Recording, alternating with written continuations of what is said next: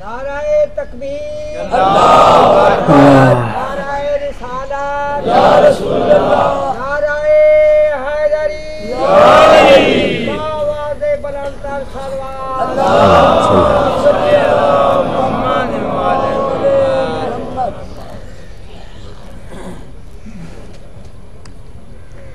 الحمدللہ رب العالمین،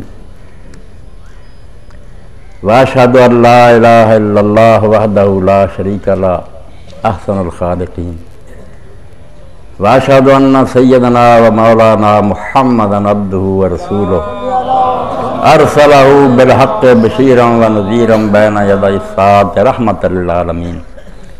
اما بعد فاعوذ باللہ من الشیطان الرجیم، بسم اللہ الرحمن الرحیم۔ وَأَطِيعُوا اللَّهَ وَرَسُولَهُ وَلَا تَنَازَعُوا فَتَفْشَلُوا وَتَذْهَبَ رِيحُكُمْ وَاصْبِرُوا إِنَّ اللَّهَ مَعَ الصَّابِرِينَ۔ واجب الاحترام سامعین کرام، میرے محب مخلص مولانا محمد حسین، اللہ تعالیٰ ان کو سلامت رکھے اور ان کی توفیقات میں اضافہ کرے۔ ان کے اصرار کی وجہ سے میں آپ کی خدمت میں حاضر ہو گیا ہوں، ورنہ میری صحت اجازت نہیں دیتی تھی، مگر میں مولانا کا مطالبہ رد نہیں کر سکا۔ اب میں آپ کی خدمت میں جو حاضر ہوں نا، یہ میں سمجھتا ہوں کہ وقت جو ہے میرے پاس اللہ کی امانت ہے، اس میں اگر میں خیانت کروں اور صحیح بات آپ کی خدمت میں نہ عرض کروں، آپ کی خوشنودی کا خیال کروں یا کسی دوسرے کا، تو میں اللہ کی عدالت میں مجرم ہو کر پیش نہیں ہونا چاہتا۔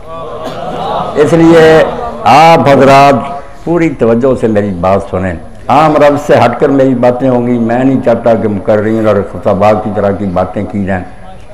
یہ ممبر پر جب کوئی شخص بیٹھتا ہے تو یہاں سے جب اٹھتا ہے تو اس کا یا قدم جنت میں ہوتا ہے یا جہنم میں، یہ کوئی معمولی بات نہیں کہ وہ نائب رسول ہوتا ہے۔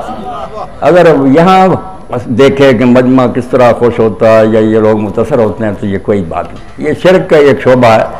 آدمی کو یہ دیکھنا چاہیے کہ میں جب اللہ کے ہاں پیش ہوں گا تو عند اللہ میں جو کچھ کہہ رہا ہوں اس کا جواب دینا ہے، وہاں میری کیا حالت ہوگی۔ بسم اللہ نام ماشاء اللہ، نعرہ رسالت یا رسول اللہ، نعرہ حیدری یا علی۔ مولانا میرے حبی فی اللہ، میں اللہ کے لیے ان سے محبت ہے۔ آپ کے حلقہ میں شاید بدنامی ہوں، میں جانتا ہوں اپنے شہر کے لوگوں کو بھی، کچھ مولانا کو اچھا نہیں جانتے، مگر یقین جانیں میں جو آپ کے سامنے ہوں نا، اور شیعہ سے کچھ میں ذرا نرمی کا رویہ رکھتا ہوں، حالانکہ میں اہل سنت ہوں، اہل حدیث، اس میں کوئی شک نہیں۔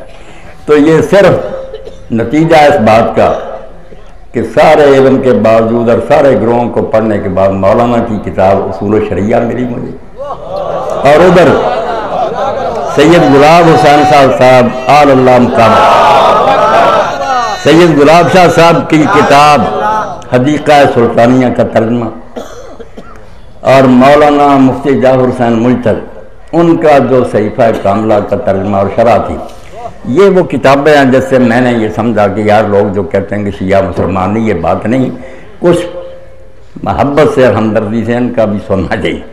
تو یقین جانیں اگر ان کی کتابیں نہ ہوتی تو جیسے شیعوں کو میں جانتا ہوں نا، مولوی محمد اسماعیل صاحب کے ساتھ میں 6 مہینے رہا، وہاں بھی تحقیق کرتا رہا، اللہ پناہ دے میں اس شیعت سے اعلانیہ برات کا اظہار کرتا، ایسی شیعت جو ہے اس کا دین سے کوئی تعلق نہیں، خالص شرک کی تعلیم دیتے ہیں یہ لوگ، اور ائمہ کی محبت کا اس پر لبادہ ڈالا ہوا نہیں۔ توحید جو مولانا نے بیان کی اور حدیقہ سلطان، اس سے پتہ چلا کہ لوگ غلط سمجھتے ہیں، بے وقوفوں کی باتوں کی وجہ سمجھتے ہیں کہ یہ مشرک گروہ، ایسا نہیں، خالص توحید والے لوگ بھی موجود۔ یہ تمہیداً میں نے عرض کر دیا، تو آپ یہ یقین جانیں اس لحاظ سے مولانا سے مجھے محبت، حبی فی اللہ، اللہ کے لیے میرے پیارے ہیں، ورنہ نظریات میں اختلاف بھی ہو سکتا ہے، تحقیق میں الگ الگ رائے بھی ہو سکتی، کوئی جرم نہیں۔ ابھی بات ہو رہی تو مولانا کہہ رہے تھے کہ جو آدمی پورا زور لگائے، اپنی محنت خرچ کرے تعصب چھوڑ کر اور ہٹ درمی چھوڑ کر اللہ سے مدد بھی مانگے تو اگر غلط نتیجے پر بھی پہنچے گا تو اللہ عذاب نہیں دے گا. اللہ عادل رحیم کیوں عذاب دے گا؟ اس نے محنت پوری کر لی. تو آپ میری باتیں ذرا پیار محبت سے سن لیں کہ میری دعوت ہے وحدت امت کی. آپ نے سیریز میری سنی ہوگی. میری ایک مسجد ہے، یہ بچہ سیریز تیار کرتا رہتا جس میں جمعہ کے دن شیعہ حضرات بھی ہاتھ کھولے کھڑے ہوتے ہیں میرے پیچھے، سنی ہوتے ہیں، دیوبندی ہوتے ہیں. میں امت مسلمہ میں انتشار نہیں پسند کرتا. میں سمجھتا ہوں شجر ہے فتنہ آرائی، تعصب ہے ثمر اس کا، یہی پھل ہے نکلواتا ہے جو آدم کو جنت سے. یہ تعصب جب امت میں پیدا ہو گیا کہ ہم ہی مسلمان ہیں دوسرے مسلمان نہیں، اس نے ہمیں برباد کر دیا. آپ سارے صاحب شعور ہیں جو حالات اس وقت عالم اسلام کو درپیش ہیں ساری مسلمان دنیا میں، وہ بھی ہماری آنکھیں کھولنے کے لیے کافی نہیں ہے کہ ہم ان جھگڑوں میں پڑے رہے ہیں اور وہ یہود اور ہنود اور سارے کفار جو کیا کہاں ہمیں معاف کر رہے ہیں. جہاں موقع ملتا ہے وہ یہ نہیں فرق کرتے کہ یہ شیعہ ہے، یہ سنی ہے، یہ وہابی ہے. ان کے نزدیک ہر وہ شخص جو اللہ کی توحید کا قائل ہے اور محمد رسول اللہ صلی اللہ علیہ وسلم کے رسول مانتا مسلم، اس کا وہ نام مٹانے پر تلے ہوئے. اس لیے اب وقت اختلافی بحثوں کا نہیں ہے. خدا کے لیے اس بات کو مانیں. شجر ہے فتنہ آرائی، یہ درخت جو ہے نا فتنہ آرائی کا فرقے بنانا، شجر ہے فرقہ آرائی، تعصب ہے ثمر اس کا. اس سے یہ نتیجہ نکلتا ہے یہاں کوئی تقریریں سنیں گا وہ دل کے لے جائے گا کہ سنی ذہن سے بڑا ظالم اور بے ایمان کوئی نہیں، وہ کریں گے ان کے دل میں بیٹھ جائے گا کہ شیعوں کا اسلام سے کیا تعلق.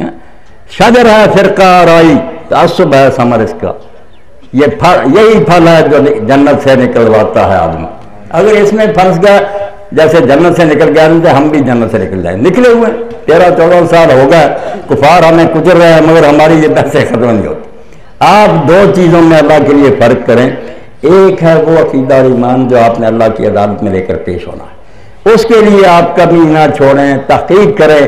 اگر آپ مطمئن ہوں کہ شیعہ مسلک ٹھیک ہے قبول کریں، مگر یہ سمجھ لیں کہ اللہ کے سامنے جا کر اس کو پیش کرنا، اس میں کوئی حق دھرمی نہ ہو، کوئی خود غرضی نہ ہو.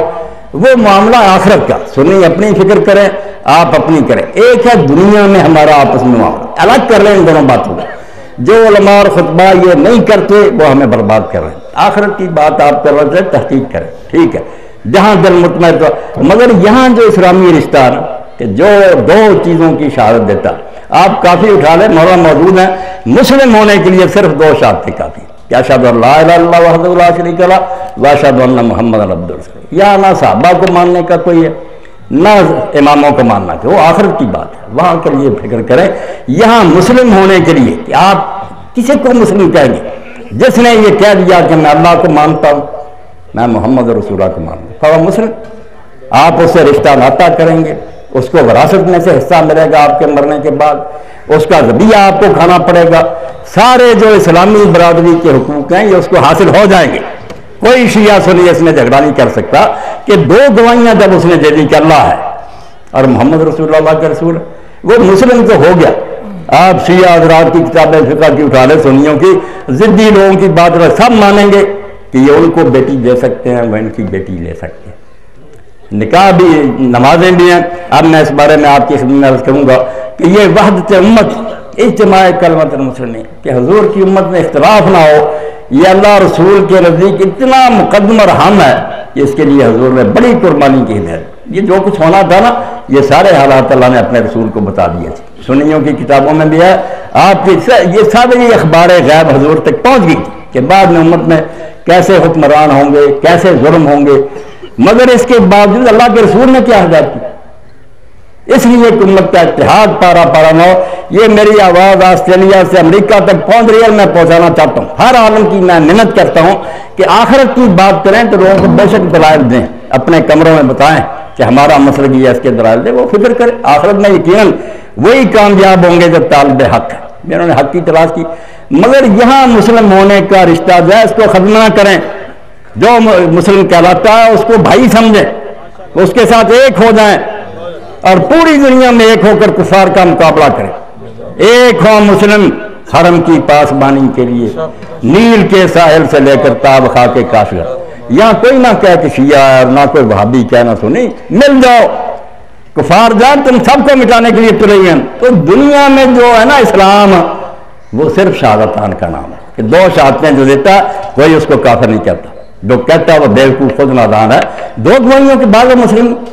تو ظاہر میں اس دنیا میں جو اسلام اور اس کی اللہ کے رسول علیہ السلام کے ہاں اتنی قدر ہے کہ رسول اب میں نے ایک گروہ دیکھا ہر وقت میرا ان سے واسطہ رہتا جو تاریخ میں ناسبی کہلاتا تھا. آپ کا مد مقابل تھا. اہل بیت سے دشمنی کو دین سمجھتا.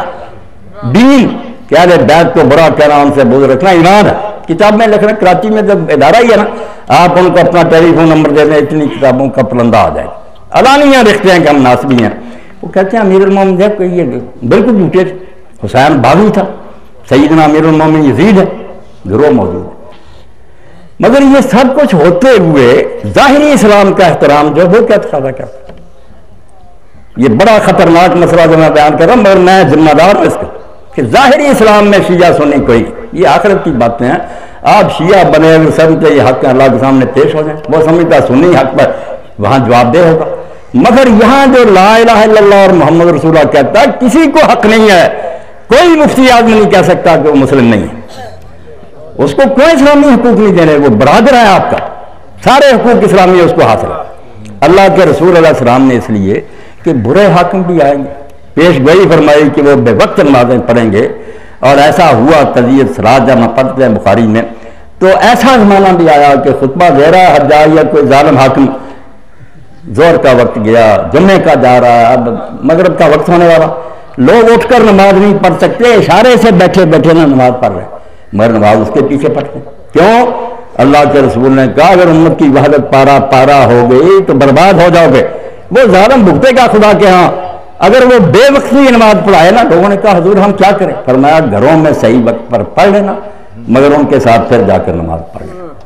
ایک فرض ہو جائے گی ایک یہ اللہ کے رسول کے. اور یہ شیعہ سنی میں سب میں مولانا کی کتاب ہی آپ دیکھ رہے ہیں جو فقہ جعفریہ پر لکھی ہے 37 حدیثیں سحار و احسان کہ شیعہ کو بلا تقیہ سننے کے پیچھے نماز پڑھنی چاہیے. اور یہ صرف جائز نہیں فضیلت ہے ثواب ہے اس میں. الگ نہیں پڑھ سکتا. الگ اگر پڑھا ظلم کرتا. اور سنی کو نہیں چاہیے کیونکہ میں نے یہ شیعہ جماعت قرار نہیں پڑھنا. جب معتمر عالم اسلامی کا پہلا اجلاس ہوا جب یہ اسرائیل قائم ہوا تو مفتی اعظم سے سید امیر الحسینی رحمۃ اللہ انہوں نے بلایا علماء اسلام کو. شیعہ بھی تھے تو آقا شرف الدین حسینی بھی وہاں تھے. نماز کے لیے انہوں نے مفتی صاحب نے ان کو آگے کیا. سنیاں نے بھی ان کے پیچھے. انہوں نے کہا اگر تم لوگ مل کر نماز نہیں پڑھ سکتے تو یہود کو کیا جواب دو. کیا یہودیوں کا مقابلہ کر رہا. وہ دیکھیں نماز بھی نہیں مل کر پڑھ. تو 37 حدیثیں ہیں جن کا مولانا نے حوالہ دیا شیعوں کی کہ نماز جو ہے شیعہ سنی کو ملے. یہ خود رسولہ کیا کہ بے وقت پڑھیں گے کانٹ چھانٹ کر پڑھیں گے ورنہ تم پیچھے پڑھنا پوری پڑھائیں گے تو ان کو بھی ثواب ملے گا تمہیں بھی. اگر نہیں ٹھیک پڑھائیں گے گناہ ہونے ہوگا تمہیں ثواب ملے گا. وحدت کتنی مقدم ہے. ٹکڑے نہیں ہونا ایک رہنا.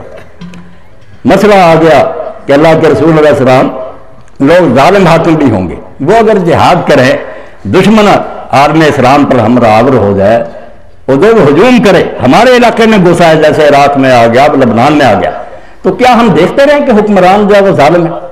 یہ امام وقت معصوم نہیں ہے. جہاد نہ کریں. تو خود امام علی رضا علیہ السلام کا آپ دیکھنے کافی میں آپ نے حالانکہ اس وقت عباسی تھے ظالم اور کیسی زیادتیاں. آپ نے فرمایا تم نے عباسیوں کو یاد دیکھنا اگر سرحدوں کی حفاظت نہیں کرو گے اور جنگ نہیں لڑو گے رومی اور کافروں سے فَإِنَّ فِي دُرُوسِ الْإِسْلَامِ دُرُوسَ دِينَ محمد. یہ ظاہری اسلام مٹ جائے گا تو اصلی دین کہاں رہے گا. پھر کلمہ ہی مٹ جائے گا دنیا سے. اس لیے نہ دیکھو کہ سنی حکومت کر رہا یا خارجی. میں نے امام محمد بن حسن شہبانی یہ امام ابو کے شاگرد ہیں بڑی کتاب لکھی المبسوط. اس میں لکھتے ہیں کہ اگر کسی علاقہ میں خارجی حکمران برائے نام مسلمان اللہ کے رسول نے کہا وہ دین سے نکل جائیں گے.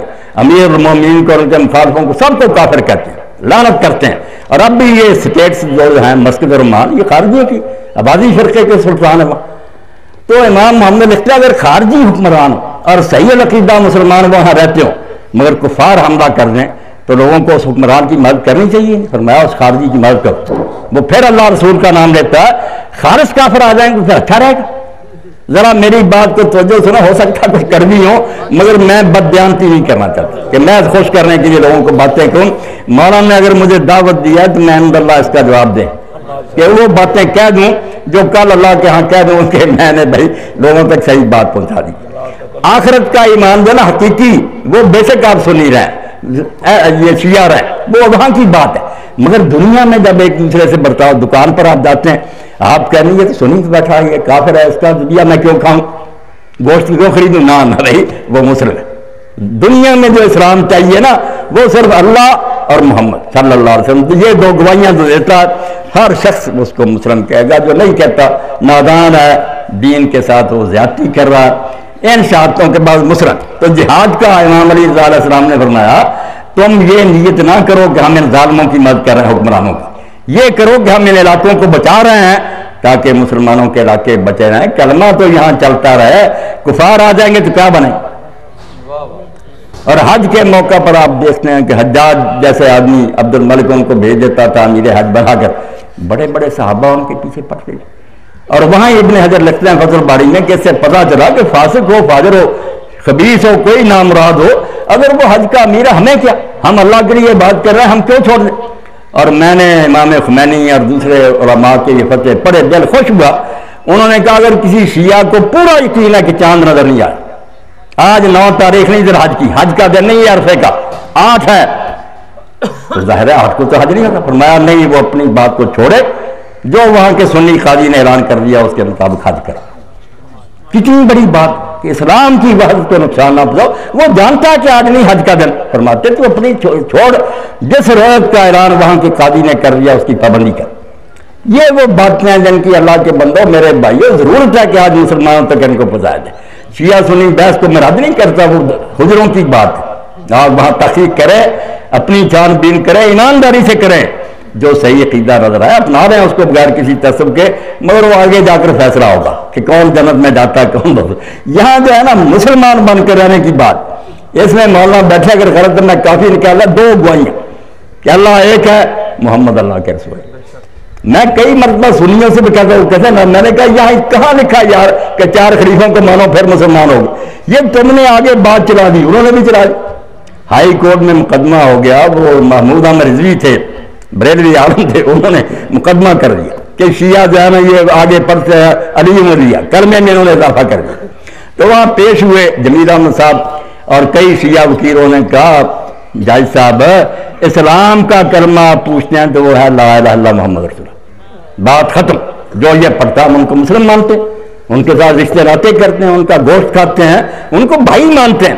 اور جب بات آگے چلتی ہے کہ شیعہ بننا یہ سنی، یہ بے شک عربی نہیں پڑھتے مگر کہتے ہیں کہ ابو بکر عمر عثمان ان 4 کو خلیفہ مانو، یہ بھی تو اضافہ کرتے ہیں، رسولات پر رک جاتے ہیں. ہم وہاں کہتے ہیں کہ نہیں ان کی بدائی یہ ٹھیک، یہ ہے شیعت سنی، اسلام وہاں ہی ختم ہو گیا. انہوں نے کہا بالکل آپ نے ٹھیک بات کہی یار، مسئلہ سمجھ میں آ گیا کہ اسلام جو ہے نا اس کا کلمہ تو وہی ہے کہ اللہ کو مان لیا، رسول کو مان لیا، وہ شخص بن گیا مسلم. اور سارے مسلم ہیں بھائی بھائی. ہاں نمازیں مل کر پڑھے، بے وقت بھی پڑھائے پڑھے، گناہ ہوگا تو اس کو ہوگا، آپ کو انشاءاللہ نہیں ہوگا، بلکہ اس قربانی کا اجر ملے گا کہ آپ نے ایک افضل چیز کو چھوڑ کر کہا چلو کوئی بات نہیں بھائی ہمارا بھائی پڑھا رہا پڑھے. مگر کرے کون؟ خود شیعہ آپس میں کہتے ہیں میں اس کے پیچھے نہیں پڑوں گا. ہمارے حدیثوں میں دوسروں گروہ بنے ہوئے آپس میں بھی میں اس کے، یعنی دین کے ساتھ سب نے مذاق بنا رکھا. دین کہتا ہے کہ جو مسلم ہے اس کو بھائی مان، اس کے ساتھ اس دنیا میں تو مسلمان والا سلوک کرو نا، آگے جا کر وہ جہنم میں جاتا ہے آپ کو کیا، اس کو بھی چاہیے تحقیق کرے، نہیں کرتا بھگتلے گا. یہاں نہ فساد ڈالیں، یہاں ایک ہو جائیں. صد ملل از ملت انگیخ، ملت ایک خدا نے بنائی تھی، ہم نے اس میں سے 100 ملتیں بنا لی. بڑے سارے خود شب خون ریختی، اپنے قلعے میں ہم نے خود درارے ڈال دی ہیں. وہ شیعہ بن گیا، وہ سنی، بڑے آرام سے کفار ہمیں مٹا رہے ہیں. یہ افغانستان میں بربادی ہوئی، آپ کو علم ہے. طالبان سنی تھے اور سخت قسم کے. مولانا رشید احمد دہانیہ مرحوم ہو گئے، انہوں نے لکھ دیا عقیدت مذہب شیعہ، آگ لگا دی، متصب ہو گئے. شمالی اتحاد والے ایرانیوں کے ساتھی جو ان سے قسم کی جاری، نتیجہ کیا نکلا؟ ملک برباد ہو گئے.